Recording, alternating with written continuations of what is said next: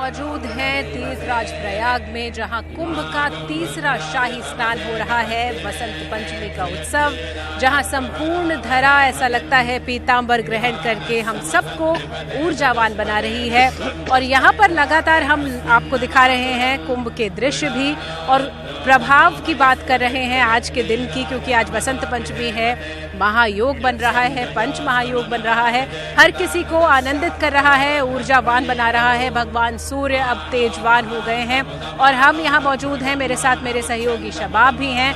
कोशिश यही की जा रही है कि जितने भी दर्शक यहाँ तक नहीं पहुँच सके हैं उन्हें भी आस्था का पूरा लाभ मिले, उन्हें भी पुण्य फल मिले, माँ वासंती की कृपा उन्हें मिले, बुद्धि और शुद्धि मिले।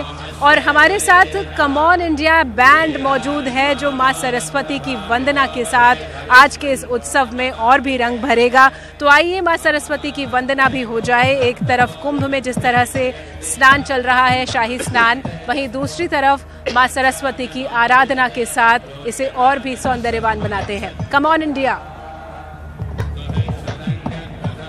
माँ शारदे, माँ शारदे, माँ शारदे, माँ शारदे, माँ शारदे, माँ शारदे, माँ शारदे, जगत तारिणी मोक्षदायिनी पाप नाशिनी माँ शारदे, संकट हरिणी माँ बैतरणी हे जग जननी माँ शारदे, जगत तारिणी मोक्षदायिनी पाप नाशिनी माँ शारदे, संकट हरिणी माँ बैतरणी हे जग जननी माँ शारदे, माँ शारदे, माँ शारदे, माँ शारदे, माँ शारदे, विद्या देती ज्ञान तू देती, विद्या देती ज्ञान तू देती, जग जननी तू माँ शारदे, माँ शारदे, माँ शारदे, माँ शारदे, माँ शारदे, जगत तारिणी मोक्षदायिनी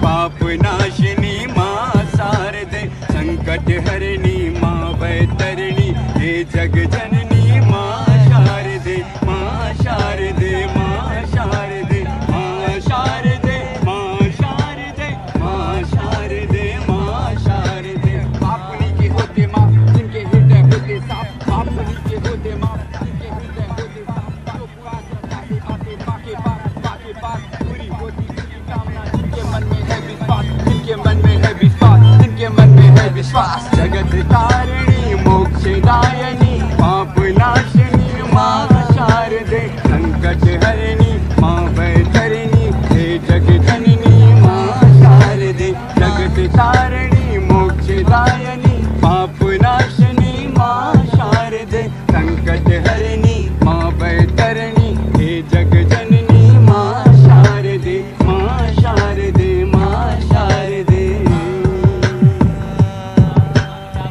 प्रयाग में देखने को मिलता है, एक तरफ पतित पावनी माँ गंगा है, यमुना है और अदृश्य सरस्वती है जहाँ पर लोग संगम में डुबकी लगाने पहुँच रहे हैं, और दूसरी तरफ ये कलाकार हैं जो माँ सरस्वती को कुछ इस अंदाज में, कुछ इस तरह जो है वो याद कर रहे हैं। और क्या संगम का यही तो मतलब है, संगम का मतलब सब कुछ जहाँ पर समा रहा हो, जहाँ पर हर चीज़ का समागम हो। और शिवानी, ये तस्वीरें जो हम अपने दर्शकों को दिखा रहे हैं वो वाकई में अनुभूति है। और हमारे साथ जो हमारे एक्सपर्ट हैं, जो मौनी बाबा हैं और जो पंडित ब्रजेंद्र हैं, वो लगातार हमारे दर्शकों को बता रहे हैं कि किस तरीके से पूजा अर्चन करनी है। ये जो हम तस्वीरें दिखा रहे हैं, ये पुष्प वर्षा की जा रही है। हमारे दर्शक देख रहे हैं कि जिस तरह से संगम तट पर स्नान चल रहा है, शाही स्नान चल रहा है, साधु संतों पर और जितने भी श्रद्धालु हैं उन पर ये पुष्प वर्षा की जा रही है। जितने भी शाही स्नान हुए, जितनी भी स्नान तिथियां थी, उन स्थितियों पे इस तरह की पुष्प वर्षा की गई है और यही पुष्प वर्षा आज भी की जा रही है, जो आज के इस सौंदर्य को और बढ़ाती है। जितने लोग हैं उनके ऊपर ये जब पुष्प वर्षा होती है तो ऐसा लगता है जैसे देवताओं के ऊपर स्वर्ग में जिस तरह से पुष्प की वर्षा की जा रही है। देखिए किस तरह से ये हेलीकॉप्टर है जो उत्तर प्रदेश सरकार द्वारा ये प्रायोजित हेलीकॉप्टर, और ये जिस तरह से पुष्प वर्षा कर रहा है। लगातार हम देख रहे हैं जो साधु संत हैं जो शोभा यात्रा निकाल रहे हैं, शाही स्नान के लिए जा रहे हैं, किस तरह से ये हेलीकॉप्टर पुष्प वर्षा कर रहा है, पंखुड़ियाँ फूलों की जब संगम तट पर इन आस्थावान श्रद्धालुओं और साधु संतों पर गिरती हैं तो ऐसा लगता है कि उत्सव और भी ज़्यादा सुंदर हो गया है। बहुत ही सुंदर दृश्य है ये। एक तरफ माँ गंगा यमुना सरस्वती का संगम, त्रिवेणी में डुबकी लगाते आस्थावान श्रद्धालु, दूसरी तरफ आसमान में से बरसते हुए ये पुष्प। और वाकई में आध्यात्म, विरासत, संस्कृति, खूबसूरती का ये संगम है, प्रतिभाओं का ये संगम है।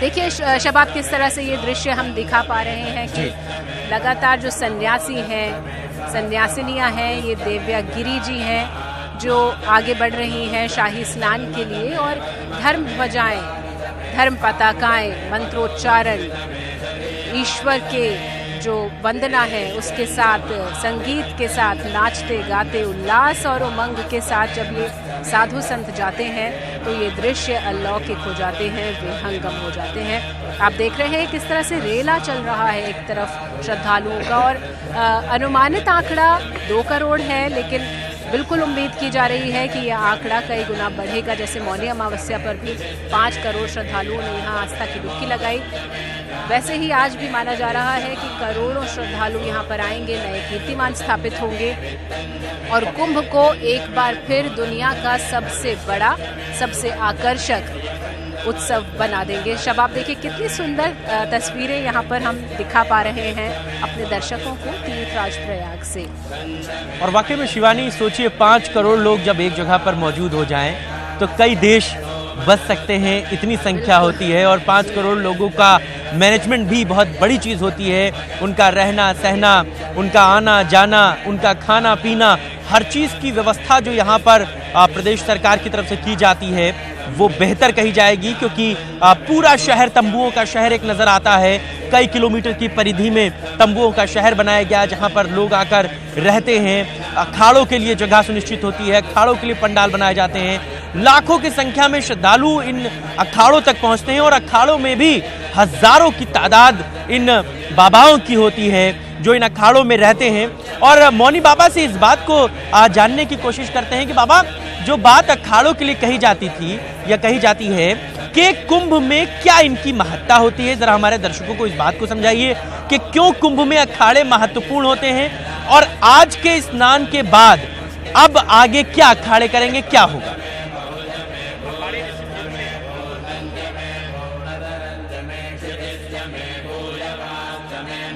आदि शंकराचार्य जी द्वारा जब बौद्ध धर्म को पराजित करके सनातन धर्म की स्थापना की गई, यह वही धरा है तीर्थराज प्रयाग, जहां से भगवान आदि शंकराचार्य जी ने मां त्रिवेणी के तट से महाराजा पुरूरवा से शास्त्रार्थ करने के लिए, गंगा को पार करने के लिए नाविक को बुलाया, तो नाविक ने भगवान शंकराचार्य जी को ले जाने से मना कर दिया।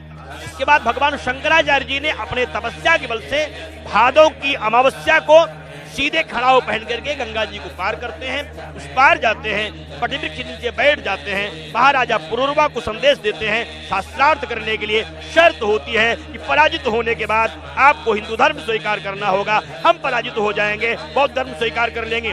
उसके बाद महाराजा पुरूरवा के तांत्रिक पुरोहित लोग एक प्रयोग करते हैं, चांदी का चंद्रमा आकाशमंडल में स्थापित करते हैं और कहते हैं राजा से, आज कौन सी तिथि है, पूछिए आप इस महात्मा से। भगवान शंकराचार्य जी ने कहा आज प्रतिपदा है। उन्होंने कहा देखिए द्वितीया का द्वितीया है, आज तो चंद्रमा हुई हुए। शंकराचार्य जी ने कहा त्रिकुट विलास सृष्टि लय होई, सपने उस संकट पर है कि सोई। देखा उन्होंने चंद्रमा आकर के महाराजा पुरूरवा के चरणों में गिर पड़ा, भगदड़ बच गई। दूसरे दिन विषैला सर्प लाया जाता है, पिटारे में बंद किया जाता है। उसने इसमें अब क्या है, उन्होंने कहा इसमें एक स्फटिक की शिवलिंग है। ये बात आपके चैनल के माध्यम से बहुत महत्वपूर्ण बताने जा रहा हूँ। वही शिवलिंग रामेश्वरम में स्थापित की गई थी, रखी गई थी, जिसको लोगों ने चोरी कर लिया था। स्फटिक की शिवलिंग प्रकट हुई है। भगवान आदि शंकराचार्य जी के शिष्य हो जाते हैं महाराजा पुरूरवा, पूरी सेना लेकर के भारत की परिक्रमा करते हैं, हिंदू धर्म की स्थापना करते हैं, 4 पीठें बनाई जाती हैं। उसके बाद फिर अखाड़ों का गठन होता है। यह अखाड़े सनातन धर्म की परंपराओं को मजबूत करने के लिए, धर्म रक्षा के लिए, राष्ट्र रक्षा के लिए, संस्कृति रक्षा के लिए, गौ रक्षा के लिए, गंगा रक्षा के लिए, भारत की अक्षुण संस्कृति को बनाए रखने के लिए निरंतर संकल्पित रहते हैं। हमारे धर्म के अनुसार अखाड़े जो होते हैं श्रद्धा के साथ की हुई अपनी साधनाओं से संपूर्ण विश्व के कल्याण की कामना करते हैं। अखाड़े केवल मात्र विभूतियों को लगा करके साधना ही नहीं करते, जब देश में आतंकवाद होता है तब ये शहीद होने के लिए भी आगे रहते हैं। अखाड़े केवल वैभववादी ही नहीं, या विभूति लगा करके शमशान भूमि पर बैठ के तपस्या भी करते हैं। अखाड़े केवल शिविर लगा करके स्नान ही नहीं करते, अखाड़े पूरे देश में घूमकर धर्म रक्षा के लिए, समाज की रक्षा के लिए जागृति भी पैदा करते हैं। अखाड़े कुंभ में उसी तरीके से होते हैं, जैसे भोजन में यदि नमक न पड़े तो व्यंजन किसी काम का नहीं होता, उसी तरीके से यदि अखाड़ों को कुंभ से अलग कर दिया जाए तो भोजन का कोई स्वाद नहीं आएगा, स्नान का कोई मतलब नहीं होगा। आध्यात्मिक बात बता दें, माँ गंगा के इस त्रिवेणी कुंड पर संत ही पहले क्यों अखाड़े क्यों नहाते हैं? क्योंकि संत चलते फिरते तीर्थ हैं, और जब ये गंगा में स्नान करते हैं तो गंगा में स्नान करने वाले जो सारे देवता, सारे धनुज, सारे किन्नर, नर नाग गंधर्व यहाँ आए हुए हैं, वह संतों के स्नान करने से जो नित्य चलने वाले तीर्थ हैं संत, उनके स्नान के बाद गंगा का जल और शक्तिशाली हो जाता है। उसके बाद संसार के लोग स्नान करके अपने पापों का क्षय करते हैं, माना जाता है। इसीलिए शाही स्नान पहले कराया जाता है। शास्त्र के अनुसार संतों के स्नान के बाद गंगा स्नान का और अधिक जल तेज शक्तिशाली हो जाता है। इसके बाद जो लोग स्नान करते हैं उनकी कामनाएं पूर्ण होती हैं। इसीलिए पूरे विश्व के लोग कभी भी शाही स्नान के पहले स्नान के लिए कभी जिद नहीं करते, क्योंकि वह जानते हैं इनके स्नान के बाद गंगा में जो अमृत तत्व है वह बढ़ जाएगा और सारी कामनाएं पूर्ण हो जाएंगी। एक पंक्ति संत कहा करते हैं कि जिंदगी आन है, शान है, पहचान है, इसके लिए इस संस्कृति में रहने के लिए मेरे जीवन में जान है। हर किसी को जिंदगी में एक आन होनी चाहिए, जीने वाली व्यक्ति की पहचान होनी चाहिए। जब तक जिंदगी है उसकी एक शान होनी चाहिए और भारतीय संस्कृति की एक अलग की पहचान होनी चाहिए। नहीं, जिंदगी में आने की कोई ज्ञान नहीं होती है, धरा की संस्कृति है, कोई शान नहीं होती है, विरक्तों की यथाति है, इसकी पहचान होनी चाहिए।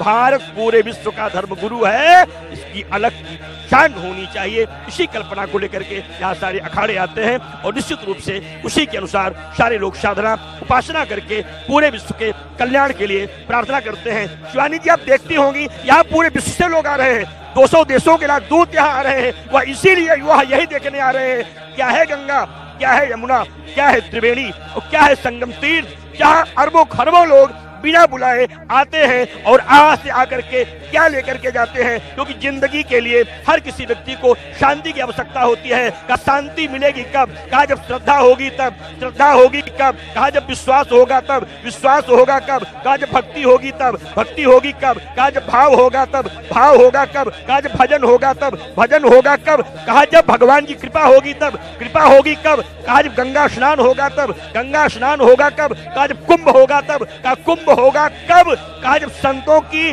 भक्तों की श्रद्धा के अनुसार अमृतत्व का बूंद तीर्थराज प्रयाग में आएगा तब। कहा यह सब संभव होगा कब? कहा जब समुद्र मंथन से अमृत निकलेगा तब। अमृत निकलेगा कब? कहा जब भगवान नारायण श्री हरि भगवान शिव की कृपा होगी तब। कहा वह कृपा होगी कब? कहा जब बसंत पंचमी के दिन माँ सरस्वती की कृपा प्राप्त करके आप भी डुबकी लगाने का संकल्प लेंगे तब। महाराज जी, बिल्कुल जिस तरह से जिस लय में आप बताते हैं उसका प्रभाव और बढ़ जाता है। और जिस तरह से मौनी महाराज ने बताया कि जब गंगा जी में ये अखाड़े और ये साधु संत स्नान करते हैं तो गंगा जल का जो प्रभाव है वो और भी ज़्यादा हो जाता है। ऐसा लगता है मानो इन संतों की शक्ति, इनकी बुद्धि का प्रभाव गंगा जल के अमृत में मिल गया है। और उसके बाद जब आस्थावान श्रद्धालु यहाँ पर स्नान करते हैं तो ये सारी ऊर्जा, ये सारी सकारात्मकता, ये सारी शक्ति उन तक पहुँचती है।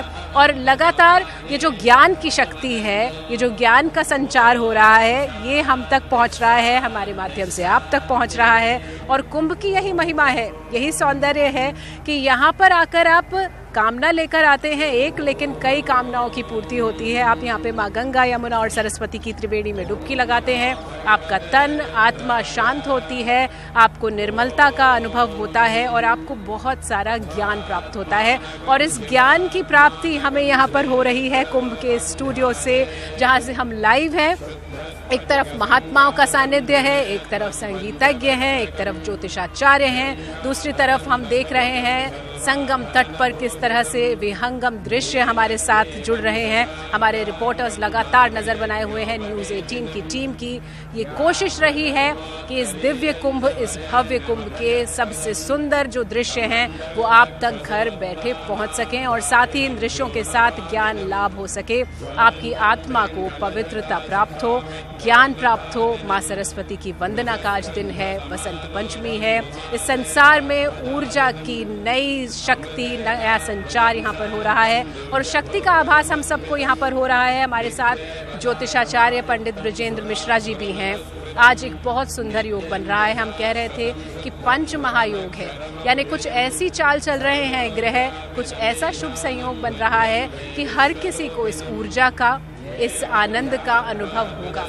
पंडित जी, आपसे जानना चाहेंगे कि आज का ये दुर्लभ संयोग क्या है?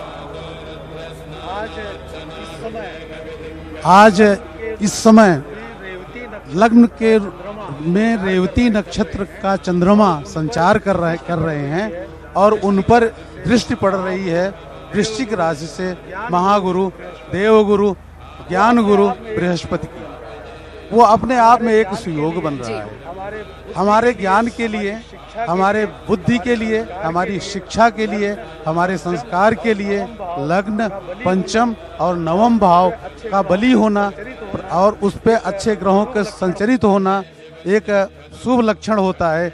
आज वह संयोग इस तरह से बन रहा है इस बसंत पंचमी के दिन, अर्थात माँ वाग देवी हमें पूरी तरह से ऊर्जा प्रदान कर रही हैं कि हमारा ज्ञान की वृद्धि हो, हमारे अंदर सुखद संस्कार आए, हम अच्छी बुद्धि से काम करें तथा हम अपने व्यवहार और अपनी दिनचर्या में हम लोगों का कल्याण करें।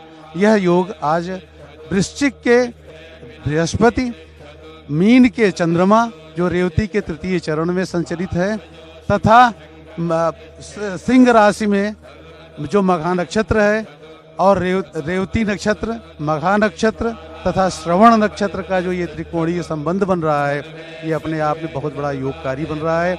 उस योग का लाभ हम इस समय उठा सकते हैं कम से कम 10 बजे तक।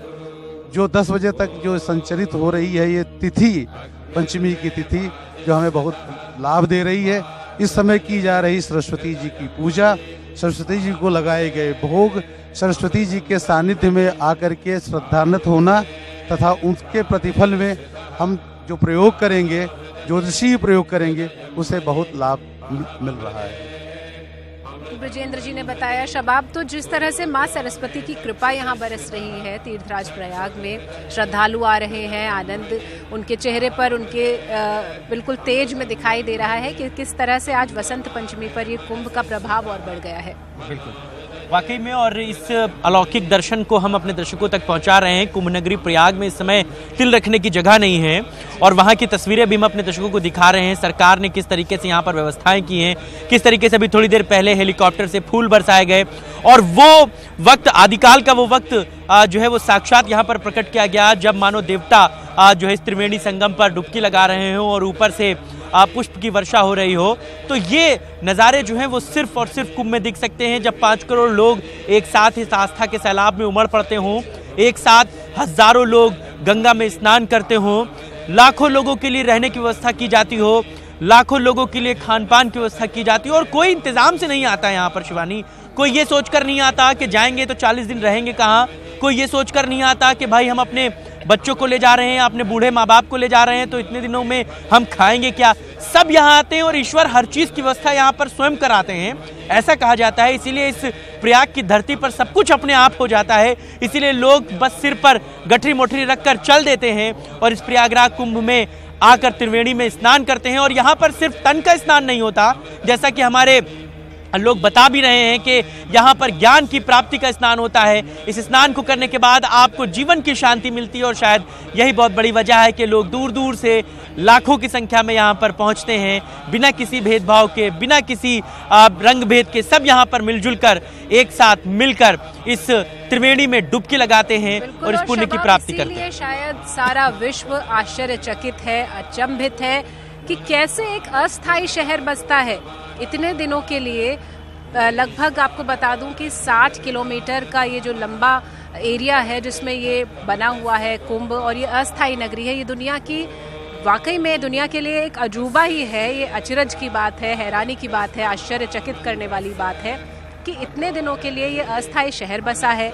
हर व्यवस्था है यहाँ पर, बिजली के कनेक्शन है यहाँ पर, और जो टेंट का, तंबुओं का ये जो शहर है जी, उसकी आभा शायद दुनिया के किसी भी शहर से बहुत ज़्यादा है। और इसीलिए पूरी दुनिया के लिए शोध का विषय बन गया है कि कैसे इतने सारे श्रद्धालु, करोड़ों श्रद्धालु एक ही जगह पर एकत्र होते हैं, एक ही ध्येय को लेकर आते हैं। तो वाकई में ये सबको हैरान कर देने वाला है, और इसीलिए हम बार बार कहते हैं कि ये पूरी दुनिया का सबसे बड़ा, सबसे सुंदर उत्सव है। और इस उत्सव में और ज़्यादा सौंदर्य इसलिए बढ़ गया है क्योंकि आज माँ सरस्वती की आराधना हो रही है। ऋतुराज वसंत के आगमन के स्वागत के साथ में आज भगवान सरस्वती माँ की पूजा की जा रही है। हम देख रहे हैं किस तरह से श्रद्धालुओं का रेला बढ़ रहा है। संगम तट पर करोड़ों श्रद्धालुओं के आने का अनुमान यहाँ पर लगाया जा रहा है। जो ऊर्जा उनमें दिखाई दे रही है, जो आस्था उनमें दिखाई दे रही है, वो वाकई में इस कुंभ को और दिव्य और भव्य बना रही है। अखाड़े हैं, साधु संत हैं, उनका सानिध्य है, उनके होने से कुंभ की शोभा और ज्यादा बढ़ रही है। माँ गंगा के अमृत का प्रभाव और बढ़ रहा है। और हमारे साथ कम ऑन इंडिया बैंड है। कम ऑन इंडिया बैंड माँ सरस्वती की आराधना के साथ कुंभ के इस स्टूडियो में और ज़्यादा खूबसूरती जोड़ रहा है, इसे और ज़्यादा मधुर बना रहा है। तो कम ऑन इंडिया एक बार फिर आपके सुरों के साथ माँ सरस्वती की आराधना होगी।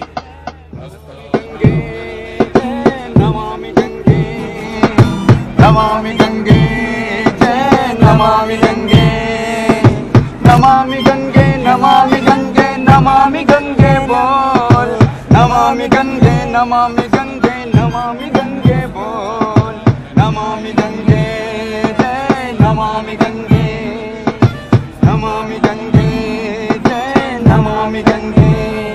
केवल नदी नहीं हमारी माता है, सदियों से पुराना अपना नाता है। केवल नदी नहीं हमारी माता है, सदियों से पुराना अपना नाता है। स्वच्छ हो तट गंदगी मुक्त करे प्रयास हम संयुक्त, स्वच्छ हो तट गंदगी मुक्त करे प्रयास हम संयुक्त।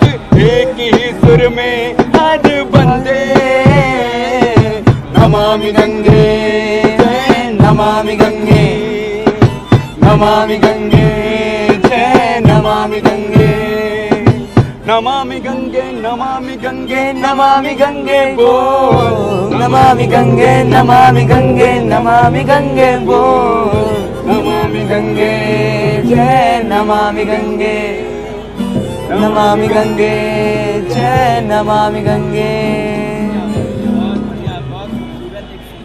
गंगा को साफ रखने की प्रेरणा ये लोग दे रहे हैं, वो वाकई में लोगों के लिए एक बड़ा मैसेज है। सरकारें बड़ा प्रयास कर रही हैं कि जो हमारी माता है, जो हमारी जीवन दायिनी है, जो हमारी लाइफलाइन है, वो जो है वो साफ सुथरी हो, और इसमें सबकी जिम्मेदारी है। और शायद यही मैसेज आज जो है वो कम ऑन इंडिया दे रहा है। और शबाब, जब हम प्रयाग में होते हैं तो नमामि गंगे के साथ नमामि यमुने, नमामि सरस्वती भी जुड़ जाता है। बिल्कुल। और इसीलिए इतनी महिमा है तीर्थराज प्रयाग की। और आप ठीक कह रहे हैं कि प्रयास किया जा रहा है। माँ गंगा जो हम सबके पाप धोने के लिए प्रतीक हैं, जो हम सबको निर्मल बनाती हैं, हमारे दुखों और संतापों को मिटाती हैं, तो हम सबकी जिम्मेदारी है, हम सबका कर्तव्य है कि उन माँ गंगा की निर्मलता का हम सब ख्याल रखें। और इसीलिए प्रयास भी किया जा रहा है। और शायद इस बार ये महसूस भी किया गया कि माँ गंगा की निर्मलता की तरफ ध्यान दिया जा रहा है। जिस तरह से हम देख रहे हैं करोड़ों श्रद्धालु यहाँ पर आ रहे हैं, माँ गंगा, यमुना और अदृश्य सरस्वती के संगम में डुबकी लगाकर निर्मलता को प्राप्त कर रहे हैं। तो वाकई में उम्मीद और ज़्यादा है, कोशिश भी की जा रही है कि माँ गंगे को निर्मल किया जाए। और इसका कुंभ में भी बहुत बड़ा असर दिख रहा है शिवानी। आप पूरा कुंभ घूम कर देखिए तो स्वच्छता के लिए बहुत सारी तैयारियां की गई हैं, साफ सफाई की बहुत अच्छी व्यवस्थाएं हैं। रात में जब हम लोग यहाँ पर कैंप में सो रहे थे तो मच्छरों के लिए जो धुआं होता है वो भी पूरे कुंभ में 60 किलोमीटर में चलाया जा रहा है। तो कहीं ना कहीं जो चीजें हैं वो बहुत अच्छी हैं और कोशिशें जो है वो नजर आती हैं।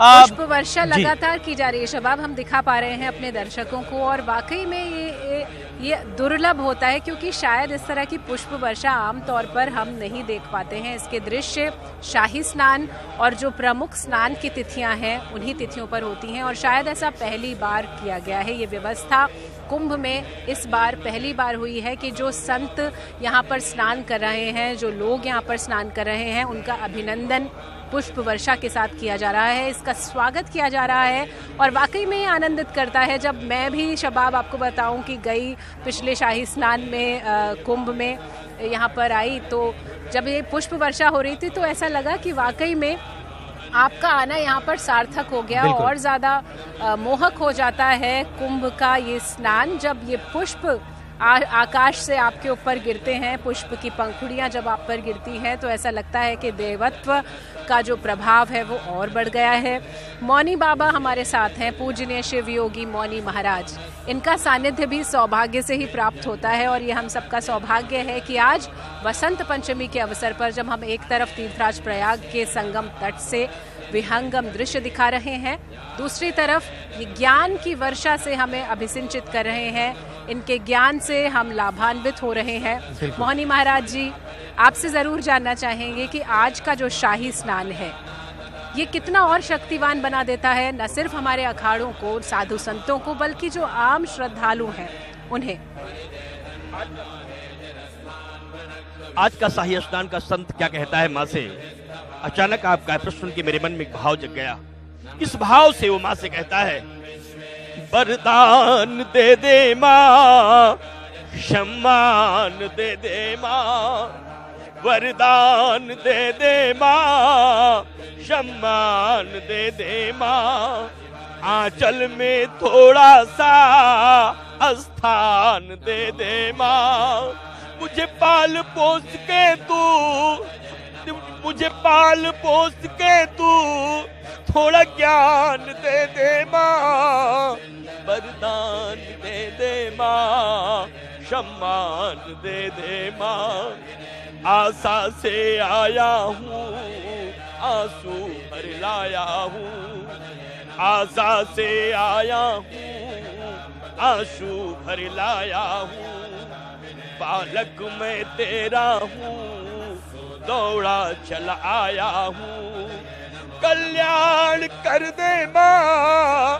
वरदान दे दे माँ, सम्मान दे दे माँ, वरदान दे दे माँ, मुझे शिव से मिला देना, मुझे प्रभु से मिला देना, मुझे शिव से मिला देना, मुझे प्रभु से मिला देना, यह ज्ञान की धरती माँ मुझे फिर से पिला देना, करुणा करके जननी थोड़ा पास बुला लेना, वरदान दे दे माँ, सम्मान दे दे माँ, क्या मांगू मैं मैया कुछ सोच नहीं पाता, हे माँ क्या मांगू मैं मैया कुछ सोच नहीं पाता, तेरा पूत हूँ जननी मैं